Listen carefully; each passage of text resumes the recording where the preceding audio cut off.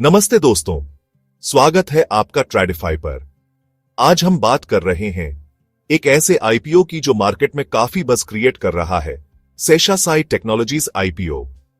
ये वो कंपनी है जो हमारे फाइनेंशियल इकोसिस्टम की रीढ़ की हड्डी का एक अहम हिस्सा है, हमारे बटुए में रखे कार्ड्स से लेकर बैंकों के सिक्योर कम्युनिकेशन तक।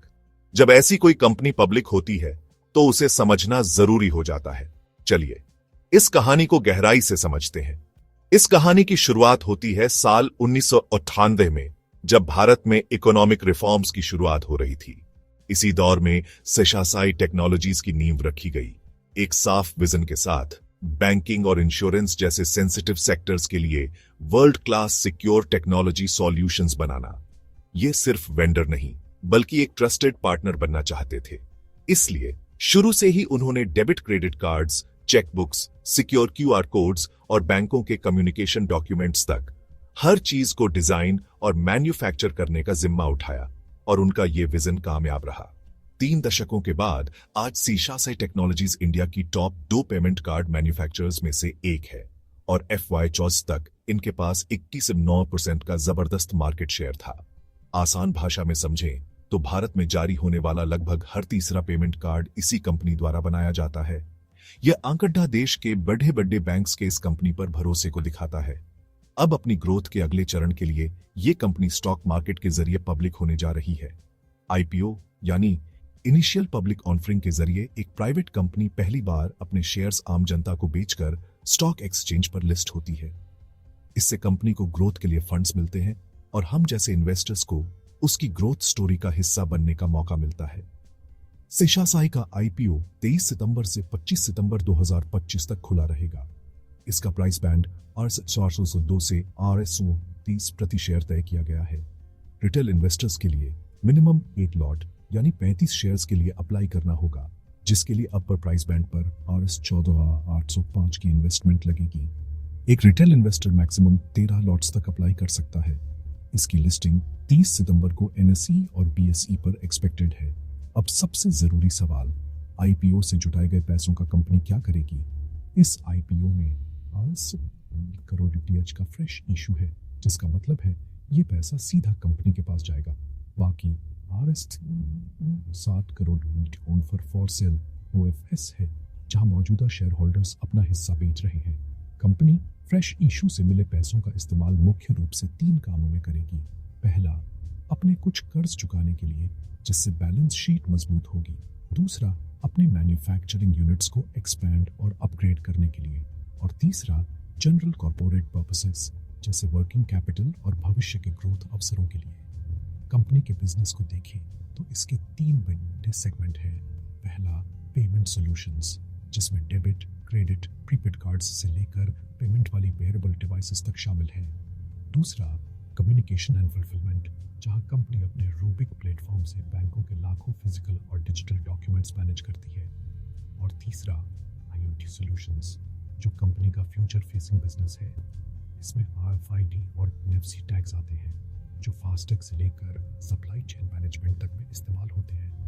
ये डाइवर्सिफाइड बिजनेस मॉडल कंपनी को आज और कल दोनों के लिए मजबूती देता है। फाइनेंशियल्स देखें तो पिक्चर मजबूत है।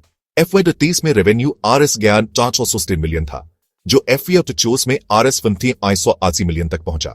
FY25 में यह थोड़ा घटकर RS1430 मिलियन रहा, लेकिन इससे भी जरूरी है कंपनी की प्रॉफिटेबिलिटी, जो लगातार BIH आ रही है। इसका EBITDA मार्जिन 17.98% से बढ़कर 25.13% हो गया है, जो दिखाता है कि कंपनी अपने ऑपरेशंस में ज्यादा एफिशिएंट हो गई है। बॉटम लाइन देखें तो FY25 में PAT RS223 मिलियन है। इससे भी ज्यादा इंप्रेसिव हैं इसके रिटर्न रेशियोज। ROE 40% है, जिसका मतलब है कि यह शेयर होल्डर्स के पैसे पर शानदार रिटर्न बना रही है।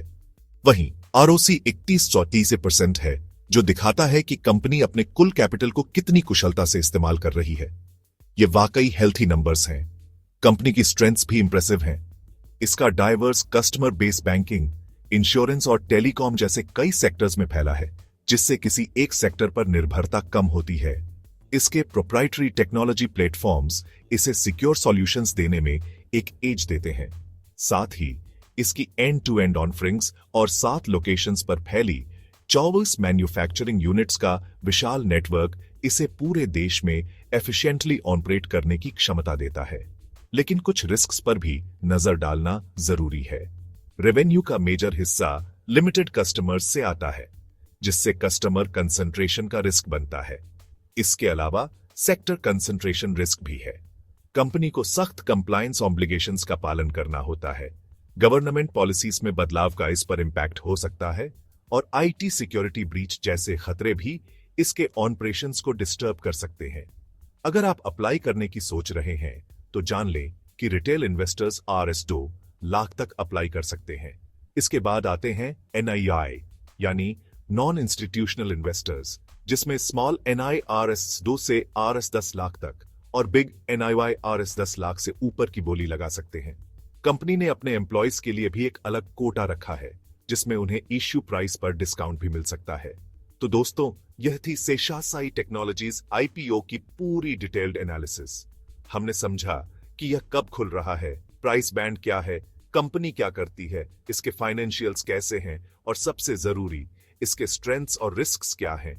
अब आपके पास एक मजबूत बेस है अपना फैसला लेने के लिए। लेकिन याद रहे, ये वीडियो सिर्फ एजुकेशनल पर्पस के लिए है। हम यहां कोई बाय या सेल रिकमेंडेशन नहीं देते। IPO में अप्लाई करने से पहले कंपनी का रेड हेरिंग प्रोस्पेक्टस RHP जरूर पढ़ें और अपने फाइनेंशियल एडवाइजर से कंसल्ट करना न भूलें। वही आपकी रिस्क प्रोफाइल के हिसाब से सही मार्गदर्शन कर सकते हैं। तो ये था सेशासी टेक्नोलॉजीज IPO का पूरा एनालिसिस। याद रखें, किसी भी IPO में निवेश करने से पहले अपनी खुद की रिसर्च करना बहुत जरूरी है। अगर हमारे इस एनालिसिस से आपको एक बेहतर निर्णय लेने में मदद मिली हो तो इस वीडियो को लाइक करें और अपने दोस्तों के साथ शेयर करें। आगे भी ऐसे ही IPO एनालिसिस, मार्केट ट्रेंड्स और इन्वेस्टमेंट स्ट्रेटजीज पर जानकारी के लिए ट्रेडिफाई को सब्सक्राइब करना न भूलें। कमेंट्स में बताएं कि आप अगला वीडियो किस IPO पर देखना चाहेंगे। मिलते हैं अगले वीडियो में।